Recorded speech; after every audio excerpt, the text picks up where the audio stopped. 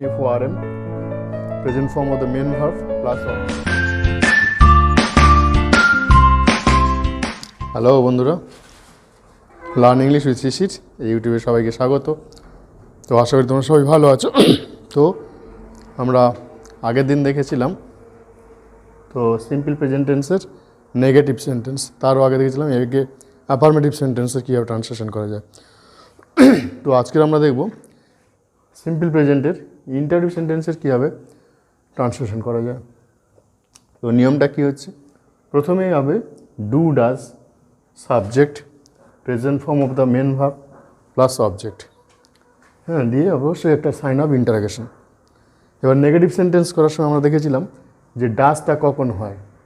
এই ডাজটা হচ্ছে সাবজেক্ট যদি থার্ড পারসন এবং সিঙ্গুলার নাম্বার হয় তখন ডাজ হবে, আর বাকি ক্ষেত্রে হচ্ছে ডু নিতে হবে। তো এই যে সিম্পল প্রেজেন্ট টেন্স, এর বাংলাটা নিশ্চিত আমরা সবাই জানি সাধারণ বা নিত্য বর্তমান। তো এবারে পার্সন নাম্বারের এই ছকে, একদম ওই ছকেই যাব। তো দেখবে টেন্সটা যে কত সহজভাবে শেখা যায়, শুধু মানে স্টক অফ ওয়ার্ড জানা থাকলে এবং তাদের ফর্মগুলো জানা থাকলে টেন্সটা কিন্তু কোনো আর বাঁধা নয়। আর টেন্স যদি জলের মতো পরিষ্কার হয়ে যায় তোমাদের কাছে, তো তাহলে অন্যান্য জিনিসগুলো কিন্তু অনেকটা ক্লিয়ার হয়ে যাবে।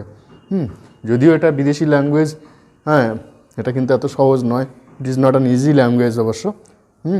তো এটা জানতে গেলে একদম প্রথম থেকে আমাদের সব কিছু এগুলো জানতে হবে।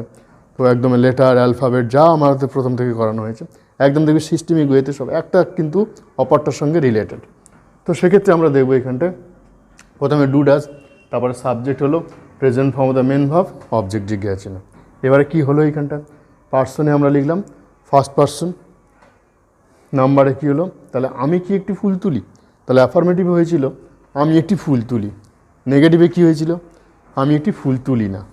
ইন্টারভিউয়ে কী হবে, আমি কি একটি ফুল তুলি, তাহলে এখানে সাবজেক্ট কোনটা, আইটা সাবজেক্ট, এটা ভার্ব, এটা হচ্ছে অবজেক্ট। তাহলে ট্রান্সলেশনটা কী হবে বন্ধুরা, নিশ্চয়ই এটা হবে আই হবে। তাহলে ডু ডাজ মধ্যে কোনটা হবে, ডু আগে হবে, তারপরে আই যখন সিঙ্গেলভাবে বসে তখন সবসময় ক্যাপিটালের হয়, এটা কিন্তু মাথায় রাখতে হবে। আই যখন সিঙ্গেল বসবে মানে একা একা বসবে তখন কিন্তু আই সবসময় একা হবে। তাহলে ডু আই প্লাক হবে PLUCK, do I pluck a flower, জিজ্ঞাসা চিহ্ন হলো। এবার কী আছে, আমরা কি একটি ফুল তুলি, তাহলে সেম ব্যাপারেই যাব। তাহলে ডু উই হবে, আমরা ইংরেজি উই, তাহলে ডু উই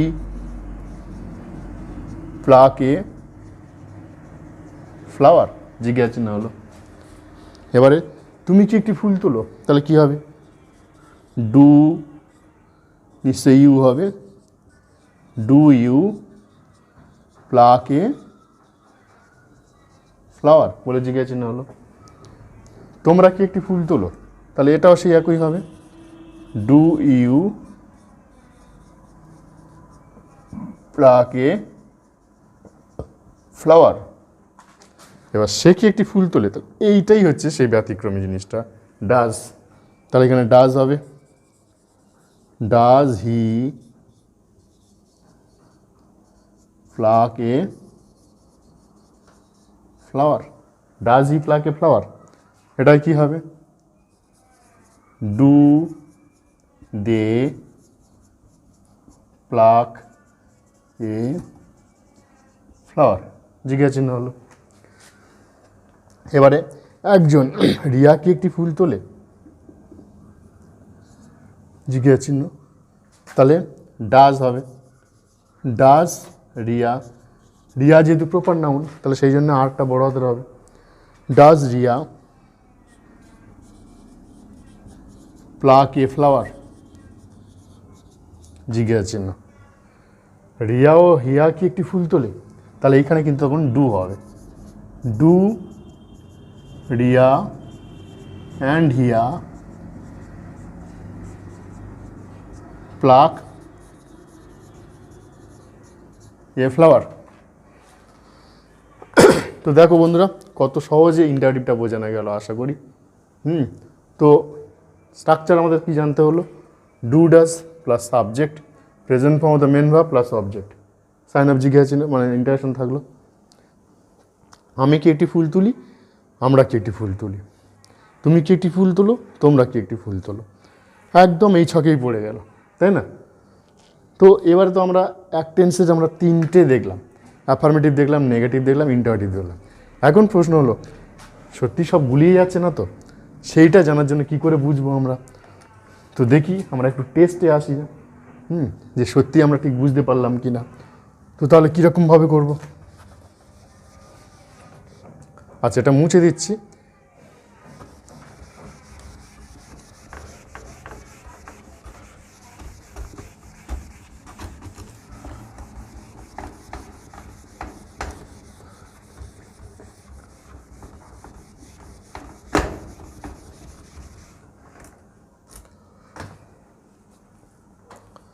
তো এবার আমরা তিনটে একসঙ্গে দেখব।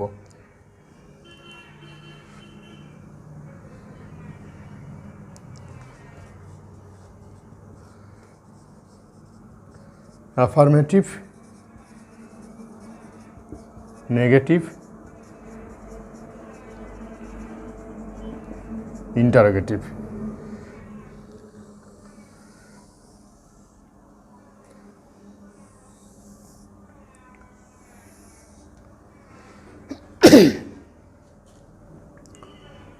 তো আমরা ডু ডাজ এটা যেটা রেখেছি, এটা তো ইন্টারোগেটিভের নিয়মটা রয়ে গেছে।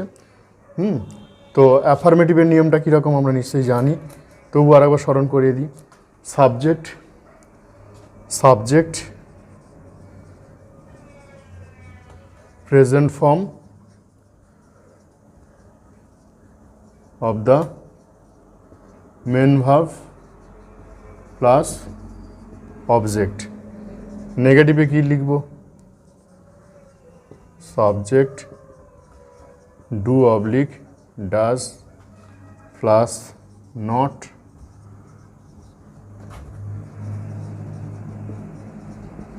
প্রেজেন্ট ফর্ম অফ দ্য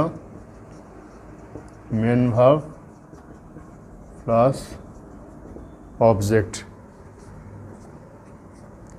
দেখো তো বন্ধুরা, যেহেতু ছোট বোর্ড তো একটু সমস্যা হচ্ছে, তো আমরা তিনটে নিয়ম এবার অ্যাট এ গ্লান্স দেখছি। অ্যাফার্মেটিভে কি হলো? Subject present form of the main verb plus object, subject SUBJECT, present form PRESENT, present form FORM, present form of the main verb plus object. নেগেটিভে কি হলো? Subject do oblique does not present form of the main verb plus object. ইন্টারোগেটিভে কি হলো? Do does subject present form of the main verb object জিজ্ঞাসা চিহ্ন। তাহলে তিনটে নিয়ম আমাকে জানলে আমি এই সিম্পল প্রেজেন্ট টেন্সটাকে কিন্তু একদম কপ আপ করতে পারবো, তাই না? মজার ব্যাপার না? তো এবার একটা উদাহরণ বলি তাহলে।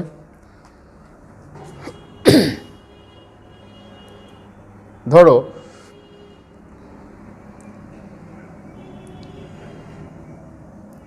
ফার্স্ট পার্সন একটা উদাহরণ দিই। ফার্স্ট পার্সন, কি উদাহরণ ভেসে আসছে মনে?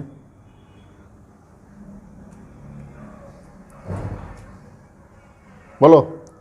আমি একটি চিঠি লিখি, আমি একটি চিঠি লিখি, আমি একটি চিঠি লিখি। নেগেটিভে তাহলে কি লিখব? নিশ্চয়ই লিখব আমরা একটি, এই না সরি, আমি একটি চিঠি লিখি না। ইন্টারোগেটিভে কি লিখব?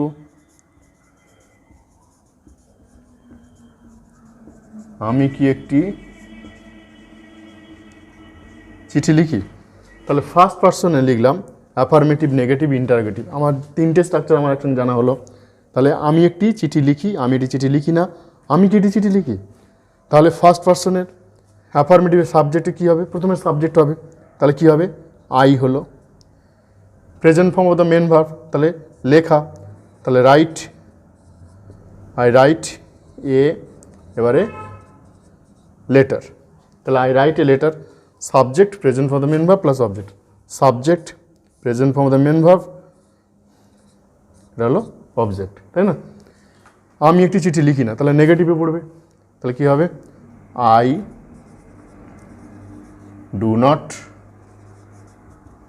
Right a letter.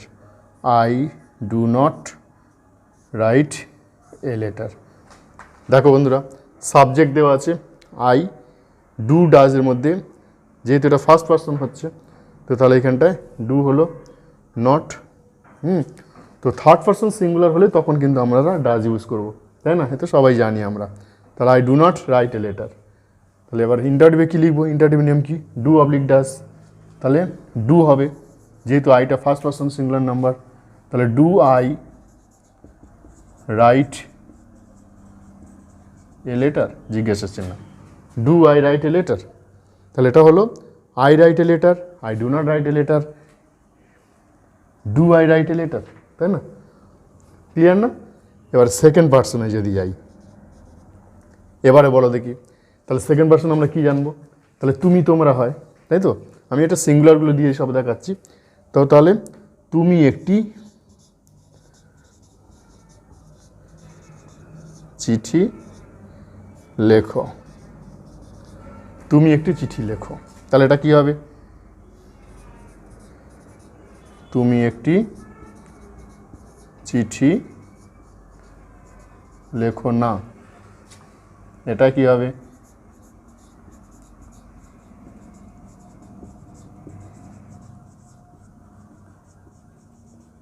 তুমি কি একটি চিঠি লেখো, তাই না? তো তাহলে কি হবে? নিয়ম অনুযায়ী বসে শুধু আইটার জায়গায় ইউ হয়ে যাবে। তাহলে কি হবে?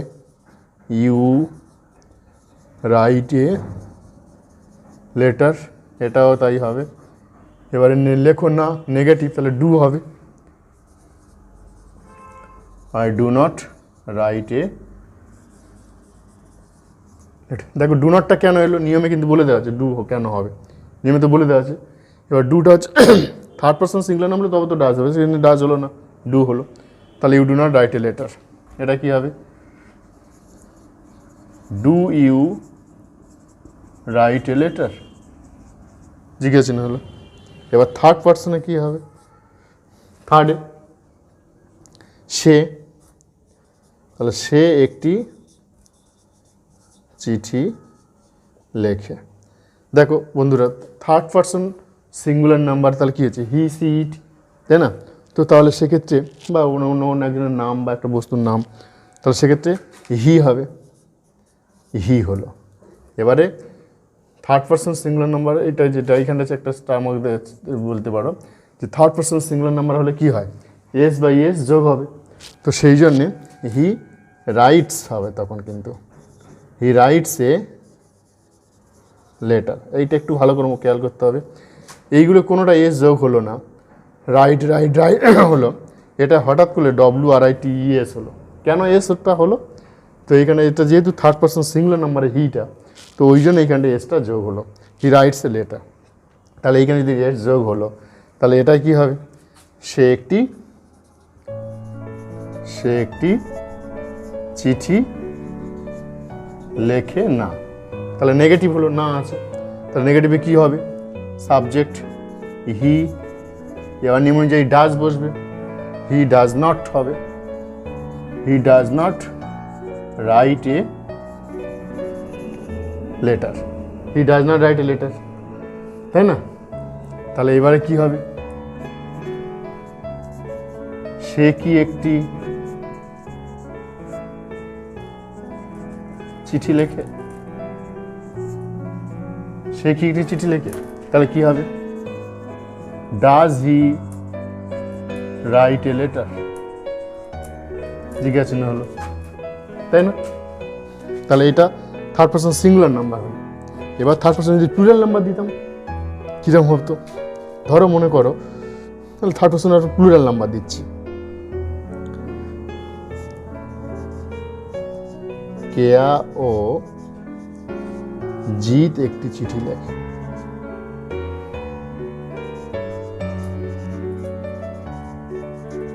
কেয়া ও জিৎ একটি চিঠি লেখে, তাহলে কি হবে? তখন কিন্তু আর এস যোগ হবে না, তাই না? কেন বন্ধুরা নিশ্চয়ই বুঝতে পারছো, কারণ এটা কেয়া ও জিত তো দুজন বোঝাচ্ছে, দুইয়ের মানে একের বেশি হলেই তখন আর এস যোগ হবে না। তাহলে এটা কি হবে, কেয়া অ্যান্ড জিত রাইট এ লেটার। দেখো এইখানে কিন্তু আর এস যোগ হচ্ছে না, তাহলে এইখানে এস যোগ হলো কিন্তু এইখানে এস যোগ হচ্ছে না, তাই না? এবার নেগেটিভে কি হবে, তাহলে কেয়া ও জিত এটি চিঠি লিখে না হবে,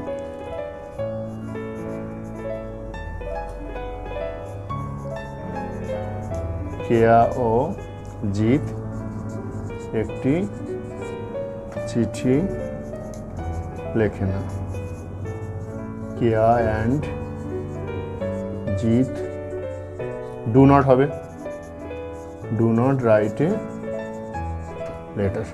দেখো বন্ধুরা এখানে ডু নট কেন হলো, এটাই ডাজ হলো অথচ এখানে ডু নট কেন হলো?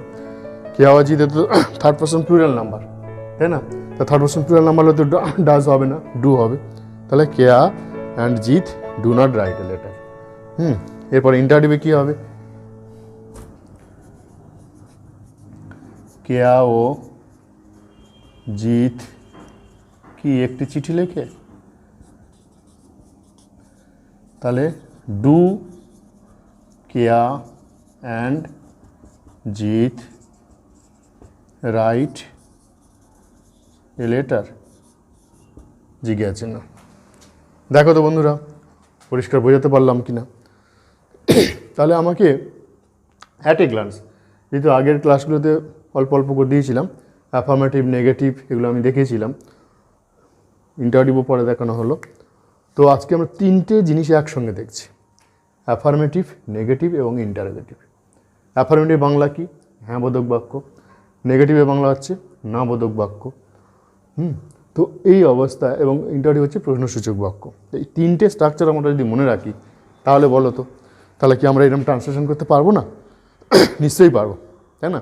আমাদের মধ্যে নিশ্চয়ই সেই কনফিডেন্সটা জন্মেছে, আশা করবো সবার মধ্যে জন্মে গেছে। তো আমি একটি চিঠি লিখি হলো, আমি একটি চিঠি লিখি না। এবার সিমিলারলি তুমি আমি একটি ফুটবল খেলি, আমি ফুটবল খেলি, একটি ফুটবল আমি ফুটবল খেলি, আমি ফুটবল খেলি না, আমি কি ফুটবল খেলি? সে তুমি কি ফুটবল, তুমি ফুটবল খেলো, তুমি ফুটবল খেলো না, তুমি কি ফুটবল খেলো, এরকম হবে। এইরকমভাবে নিজেরা উদাহরণগুলো মানে অ্যাফার্মেটিভ, নেগেটিভ, ইন্টারোগেটিভ একই টেন্সের তিনটে স্ট্রাকচারটা কিন্তু খুব ভালো করে মনে রাখতে হবে, রাখলে দেখবে। তো প্রেজেন্ট টেন্সের সিম্পল প্রেজেন্ট টেন্স বা প্রেজেন্ট ইনডিফিনিট টেন্স, যেটাকে সাধারণ বা নিত্য বর্তমান বলা হচ্ছে, এই টেন্সটা নিয়ে আশা করি আর কোনো বাধা থাকার কথা নয়। তো বন্ধুরা কেমন লাগলো? তো যদি ভালো লেগে থাকে অবশ্যই লাইক করবে, আর হচ্ছে চ্যানেলটা সাবস্ক্রাইব করলো, পারলে প্রচুর প্রচুর করে বন্ধুদের মধ্যে একটু শেয়ার করো, যাতে করে আমি বেশি তোমার বন্ধুদের কাছে পৌঁছাতে পারি। আর নোটিফিকেশন বেলটা কিন্তু অবশ্যই অন করে রাখবে, যাতে করে আমার ক্লাসের তথ্যগুলো পোস্ট করার সাথে সাথে তোমাদের কাছে পৌঁছে যেতে পারে। ভালো থাকবে, বাই, আবার নেক্সট ক্লাসে দেখা হবে। Thank you.